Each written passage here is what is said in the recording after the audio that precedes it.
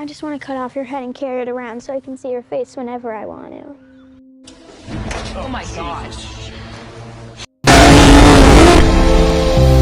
Selamat menonton. Pernahkah kau membayangkan sebuah dosa dari masa lalu yang dengan sengaja ditenggelamkan, kini mengapung kembali ke permukaan untuk menagih hutang nyawa? Gilanya lagi, dosa ini bukan milikmu bro. Ini adalah warisan berdarah dari seorang ayah yang katanya adalah hamba Tuhan. Selamat datang di sebuah kisah di mana karma tidak pernah peduli siapa dirimu dan masa lalu tidak pernah benar-benar mati. Di awal kisah yang kelam ini, kita disambut oleh sebuah pengakuan dari Arthur Riley, seorang pendeta gereja yang sangat dihormati. Di balik jubah kesuciannya, dia meninggalkan sebuah rekaman kaset untuk putrinya Naomi. Dalam rekaman itu, dengan suara yang bergetar namun penuh keyakinan, sang pendeta mengakui sebuah dosa terbesar, dia telah mencabut nyawa seorang pria. Bayangkan rasanya jadi Naomi.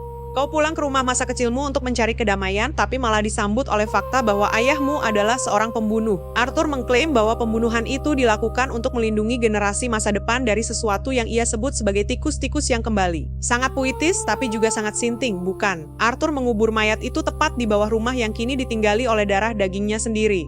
Dia berpikir bahwa dengan menumpahkan darah, dia bisa menghentikan kutukan. Tapi sayangnya, kejahatan supranatural tidak bekerja dengan cara yang sesederhana itu. Kutukan itu justru tertidur menanti mangsa yang lebih segar. Dan mangsa itu kini telah datang cucunya sendiri. Inilah awal dari sebuah teror kelam tentang pengorbanan, iman yang runtuh, dan harga mahal dari sebuah rahasia. Kisah ini secara resmi dimulai saat Naomi dan anak laki-lakinya yang masih kecil, Dylan, kembali menapaki rumah warisan sang ayah. Rumah tua itu berdiri layaknya monumen kesunyian, menyimpan kabut tebal dari masa lalu yang belum usai. Dylan, dengan insting murni seorang anak kecil, langsung merasakan ada yang salah dengan tempat ini. Dia membencinya. Atmosfernya berat seolah dinding-dinding kayu itu bernapas dan mengawasi setiap gerak-gerik mereka. Naomi, seorang ibu tunggal yang sedang mencoba membangun kembali hidupnya dan menyelesaikan album musiknya, menganggap rengekan Dylan hanyalah fase adaptasi anak-anak biasa. Dia mencoba rasional, mencoba logis. Oh, betapa naifnya pikiran orang dewasa yang merasa bahwa dunia ini hanya berisi hal-hal yang bisa disentuh. Padahal, tepat di bawah telapak kaki mereka terbaring sebuah rahasia busuk yang siap meledak. Dylan mulai menunjukkan gelagat yang tidak wajar. Dia sering menatap ke ruang kosong, berbicara sendiri, dan mengeluhkan hal-hal aneh yang terjadi di dalam otaknya. Ini bukan sekadar stres pindah rumah, bro. Ini adalah tanda-tanda awal dari resonansi entitas gelap yang mulai menjadikan anak kecil ini sebagai antenanya. Entitas itu tahu bahwa orang dewasa terlalu kaku, terlalu skeptis untuk dirasuki dengan mudah. Tapi anak kecil, mereka adalah kanvas putih yang siap dilukis dengan teror. Kengerian mulai merayap naik. Hawa dingin menyelinap dari lantai bawah tanah, membawa aroma kematian yang sudah lama terkubur. Sang ibu masih mencoba menutup mata, bersembunyi di balik logika. Namun ketika masa lalu sudah mengetuk pintu, kau tidak bisa lagi berpura-pura tuli. Karma sedang berjalan menuju mereka. Keanehan demi keanehan mulai meningkat menjadi kegilaan yang nyata. Logika Naomi mulai runtuh saat dia perlahan menyadari bahwa kaset pengakuan ayahnya bukanlah racauan orang tua pikun.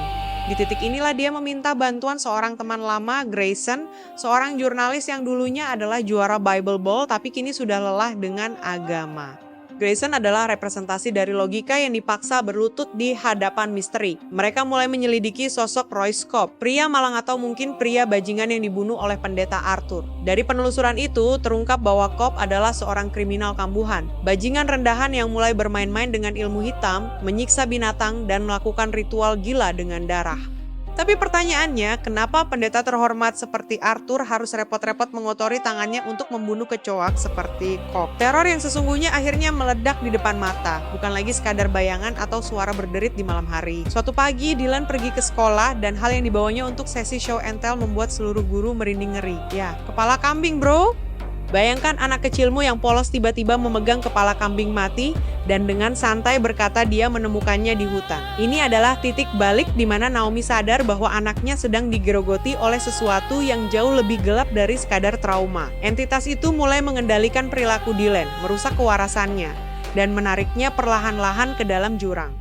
Kutukan itu sedang bekerja dan sang ibu kini berdiri di ambang keputusasaan. Tidak ada jalan mundur, Naomi dan Grayson memutuskan untuk membongkar kebenaran dengan tangan mereka sendiri. Berbekal kode-kode aneh yang ditemukan dari coretan sang ayah, mereka membedah cetak biru rumah itu. Angka 13, formasi salib, dan segitiga yang digambar di pohon. Pendeta Arthur ternyata tidak hanya mengubur mayat. Dia menciptakan sebuah segel, sebuah pemetaan teologis untuk menyembunyikan dosanya. Tanah yang lembab itu akhirnya menyerah. Mereka menemukan apa yang selama ini disembunyikan, kerangka Royce Cobb. Namun kejutan tidak berhenti di situ. Di antara tulang belulang yang membusuk terdapat sebuah kotak dengan ukiran yang membuat bulu kuduk berdiri. Di kotak itu tertulis sebuah pesan putus asa dari sang ayah. Jika tindakanku tidak menghentikan sang peniup seruling. Wah, gila. Pendeta Arthur ternyata membunuh Cobb bukan karena dendam pribadi, tapi sebagai upaya eksorsisme ekstrim untuk menghentikan sesuatu yang lebih besar. Ia sadar telah gagal, dan ia meninggalkan petunjuk ini untuk siapapun yang tersisa. Nama Harling yang terukir membawa mereka kepada Dr. Guidry Harling, teman lama Arthur di seminari yang kini menjadi pakar supranatural pinggiran. Penemuan ini menampar logika keras Grayson dan menghancurkan sisa-sisa kewarasan Naomi. Fakta yang tersembunyi selama puluhan tahun akhirnya terkuak saat Harling angkat bicara. Kisah ini membawa kita mundur ke tahun 1950-an, ke sebuah lembah miskin yang ditenggelamkan dengan sengaja oleh para penguasa kota demi membangun danau. Di tengah tragedi itu, ada seorang pria penjual es krim yang dikenal sebagai The Piper. Merasa dikhianati oleh kota, dia memikat 5 anak kecil ke rumahnya tepat saat air bah datang menerjang. 3 anak tenggelam tragis bersama si Piper, sementara 2 anak berhasil selamat. Tebak siapa 2 anak yang selamat itu? Ya, Arthur Riley dan Royce Cobb. Keduanya berhutang nyawa. Bertahun-tahun kemudian, Rosie Piper yang penuh dendam kembali merasuki Cobb perlahan-lahan karena dia memiliki celah kejahatan yang besar. Sang pendeta membunuh Cobb untuk memutuskan rantai itu. Namun karma tidak bisa ditipu dengan darah. Karena nyawa belum impas, Rosie Piper kini membidik generasi selanjutnya, Dylan. Saat Naomi menyadari skala teror ini, semuanya sudah terlambat. Kutukan itu bergerak lebih cepat dari logika. Dylan menghilang tanpa jejak. Sang ibu hancur, panik, dan terlempar ke dalam jurang keputusasaan yang paling dalam. Harling menjelaskan bahwa arwah ini membuat dimensinya sendiri, sebuah portal ke masa lalu yang terus mengulang momen tragedi banjir. Piper memikat anak-anak untuk dibiarkan menderita tanpa orang tua, mengorbankan anak untuk menghancurkan orang tuanya. Sungguh taktik iblis yang paling elegan sekaligus paling bangsat. Di titik ini, Naomi bukan lagi seorang musisi atau warga biasa. Dia adalah seorang ibu yang ditantang oleh neraka itu sendiri. Harling tiba di lokasi dan membawa satu kebenaran pahit. Kau tidak bisa melawan setan hanya dengan keberanian kosong. Kau butuh senjata supernatural. Kau butuh iman. Bagi Naomi yang telah lama membuang kepercayaannya, ini adalah ujian terberat. Harling memaksa Naomi untuk melakukan ritual baptis. Bukan sekadar percikan air yang manis, melainkan baptisan tenggelam yang brutal. Filosofinya gila tapi masuk akal. Manusia menekanmu ke bawah air dan Tuhan yang akan menarikmu kembali ke permukaan. Naomi harus mati secara simbolis untuk bisa masuk ke dalam portal dimensi arwah si Piper dan merebut kembali putranya. Saat dia masuk ke dalam dimensi itu, visual berubah menjadi horor surrealis. Dia berada di sebuah lembah hantu tahun 50-an, mendengarkan pidato radio tua, melihat air bah yang siap menghancurkan segalanya. Atmosfernya sangat puitis, sunyi, namun mematikan. Naomi melawan ilusi dan ketakutannya sendiri, menerobos air yang membeku demi putranya. Ia menemukan Dylan yang disekap di dalam lemari yang terendam, menangis ketakutan. Si Piper ada di sana, bayangan gelap yang tak tersentuh. Dengan sisa-sisa napas dan iman yang baru saja direkatkan kembali, Naomi menarik putranya dari cengkeraman air maut. Sebuah pergulatan epik antara kasih sayang seorang ibu melawan kutukan dendam masa lalu. Di dunia nyata, Naomi dan Dylan terlempar kembali dengan paru-paru penuh air. Operasi penyelamatan yang menguras setiap tetes kewarasan dan nyawa. Ketegangan memuncak saat tubuh kecil Dylan terkapar tak bernyawa di dunia nyata. Di momen yang mengiris hati ini, kita melihat betapa rapuhnya manusia di hadapan kematian. Setiap tekanan di dada, setiap napas buatan adalah doa yang diteriakkan dalam sunyi. Dan akhirnya, keajaiban yang menyakitkan itu datang. Dylan terbatuk, memuntahkan air dari paru-parunya, hidup kembali. Namun, apakah cerita ini berakhir bahagia? Dalam narasinya, kita diingatkan pada ironi yang sangat kelam. Tuhan mungkin ada, tapi itu bukan berarti dia selalu ada di sisimu dan kau akan selalu menang. Ini adalah pukulan filosofis yang mengakhiri kisah ini.